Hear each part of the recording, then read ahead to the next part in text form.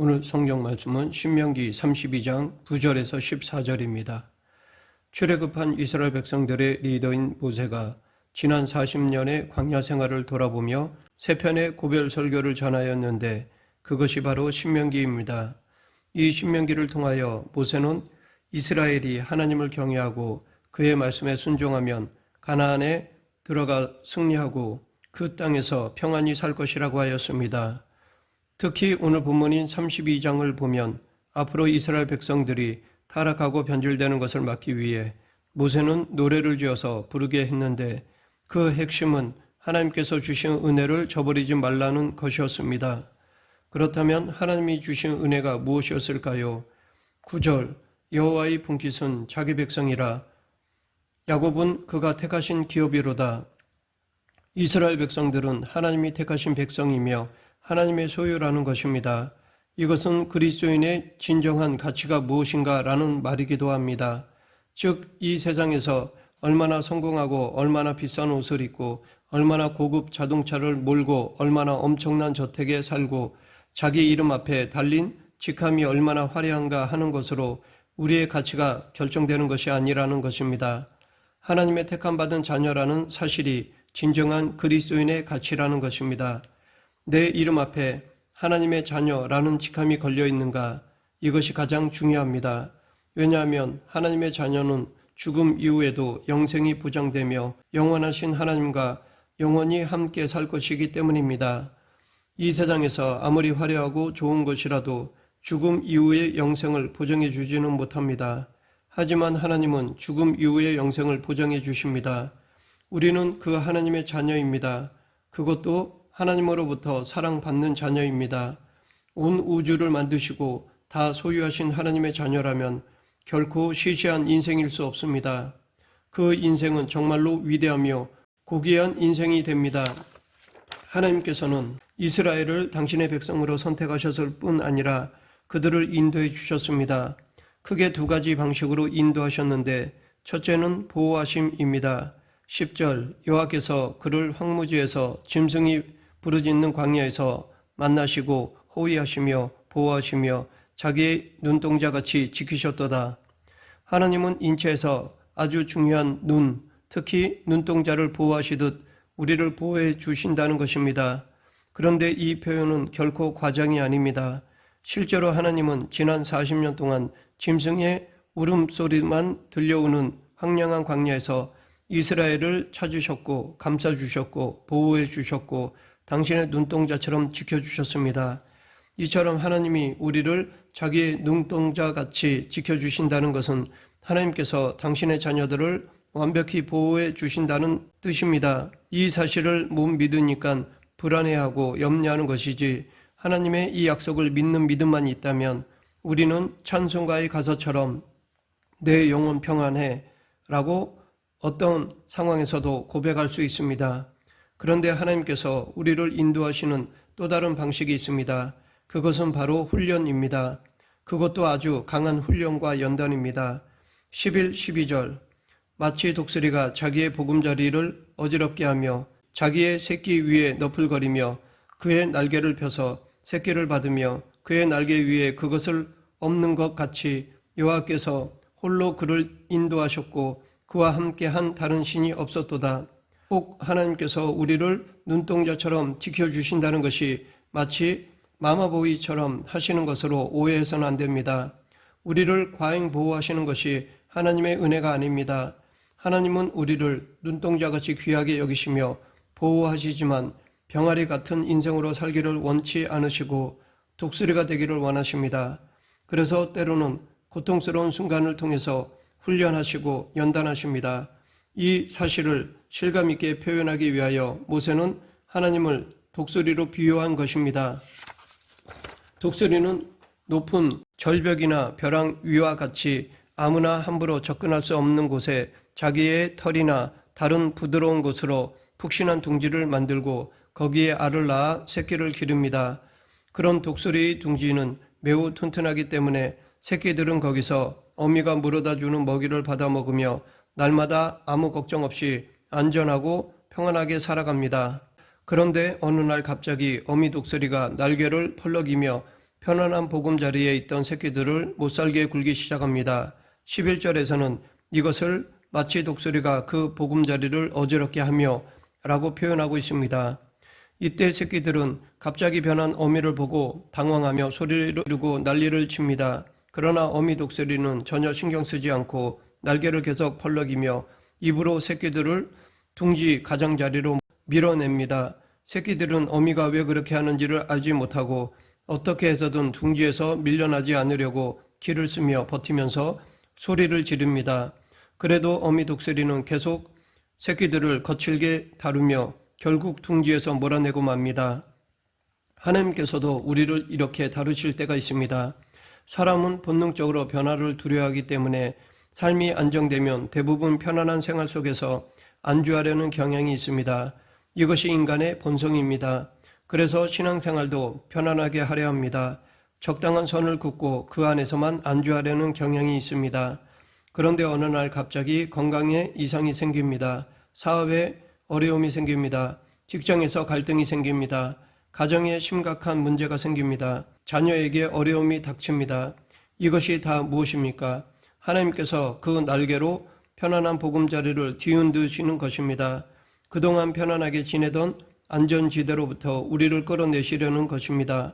하나님께서 당신의 사랑하시는 자녀를 당신의 길로 인도하시기 위하여 그렇게 하시는 것입니다.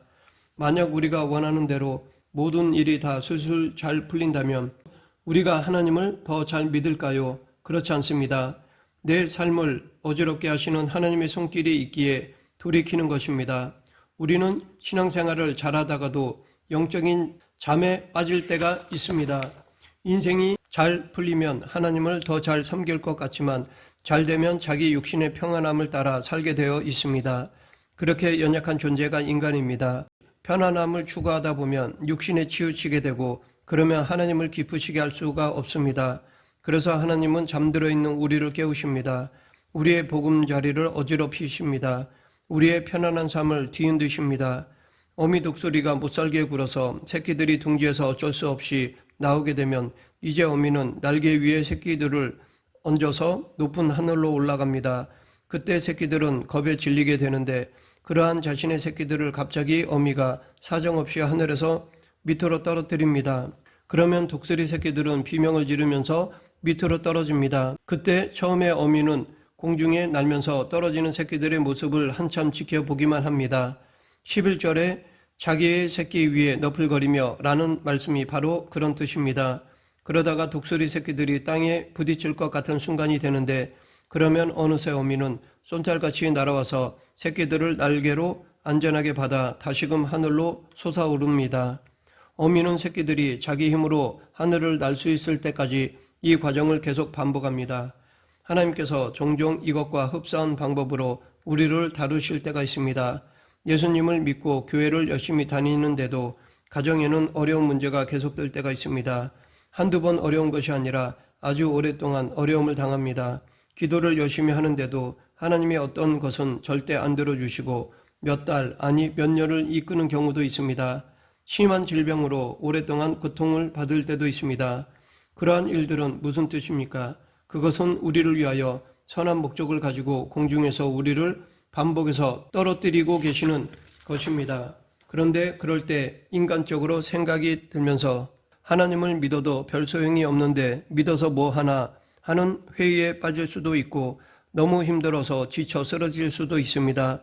하지만 그럴 때야말로 하나님께서 나를 다루고 계시는 순간이라는 사실을 기억해야 합니다. 우리가 하늘을 스스로 힘차게 날 수 있는 믿음의 날개가 자랄 때까지 그렇게 하십니다. 스스로의 힘으로 창공을 날 수 있을 때까지는 계속 그렇게 떨어뜨리십니다. 그러므로 내 삶이 자꾸만 힘들고 괴로운 일이 일어난다면 그것은 하나님이 나를 버리셔서가 아니라 공중에서 떨어뜨리며 훈련시키고 계신 것이라고 생각해야 합니다. 우리는 다 끝난 것 같지만 하나님은 우리를 그냥 떨어지게 두지 않으십니다. 우리가 정신없이 추락할 동안 위에서 다 지켜보고 계시다가 완전히 떨어지기 전에 와서 구해 주십니다. 그렇게 강한 훈련을 시키십니다. 성경에 나오는 모든 하나님의 사람들은 이런 훈련 기간을 거쳤습니다. 아브라함은 아들을 약속받고 25년간을 기다리면서 여러모로 훈련을 받았습니다.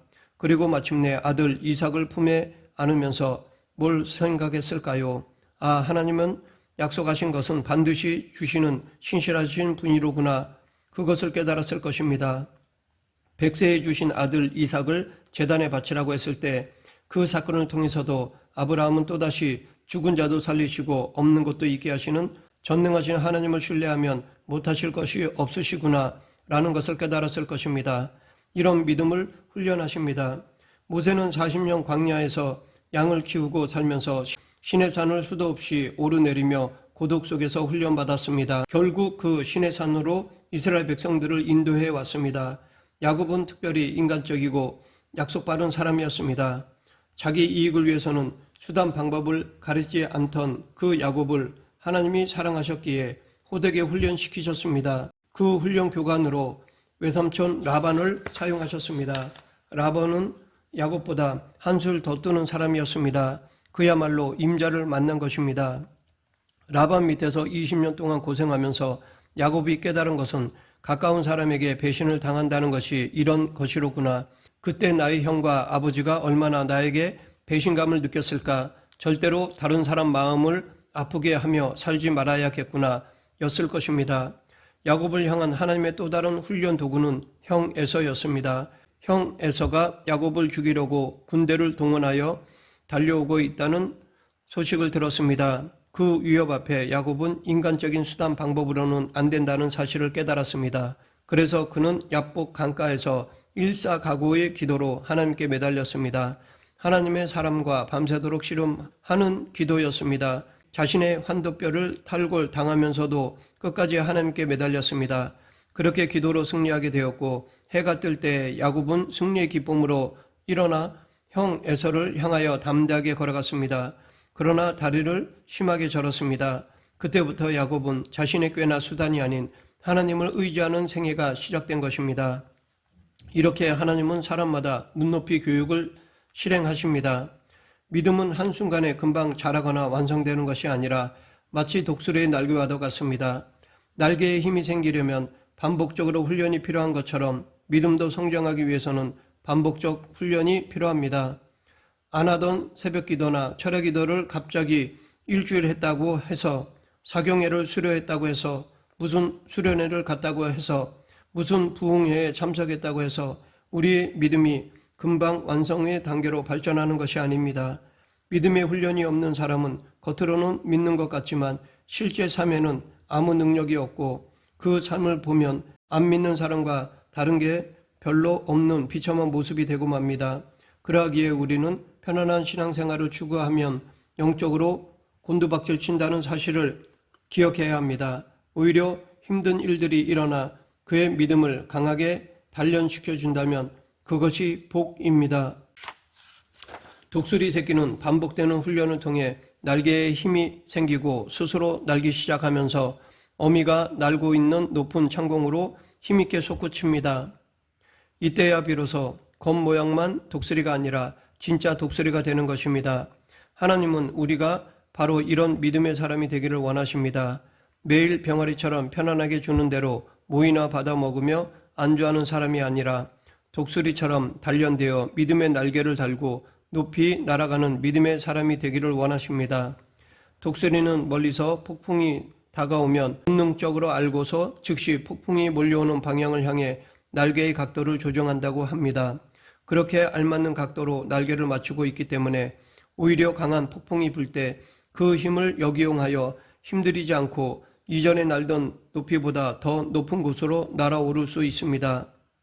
우리도 훈련을 통하여 믿음의 강한 날개를 가지고 있으면 아무리 인생에 강한 폭풍이 몰려오더라도 오히려 그 바람이 우리를 더 높은 데로 올려주는 것을 체험하게 됩니다. 그곳에 올라가 보면 거기에는 이전에 알지 못하던 엄청난 영광과 기쁨과 위로가 있습니다. 그래서 자신도 모르게 찬송과 감사가 흘러나옵니다. 그 고백이 바로 오늘 본문 13, 14절입니다. 여호와께서 그가 땅의 높은 곳을 타고 다니게 하시며 밭의 소산을 먹게 하시며 반석에서 꿀을, 굳은 반석에서 기름을 빨게 하시며 소의 엉긴 젖과 양의 젖과 어린 양의 기름과 바산에서 난 수장과 염소와 지극히 아름다운 밀을 먹이시며 또 포도즙에 붉은 술을 마시게 하셨도다.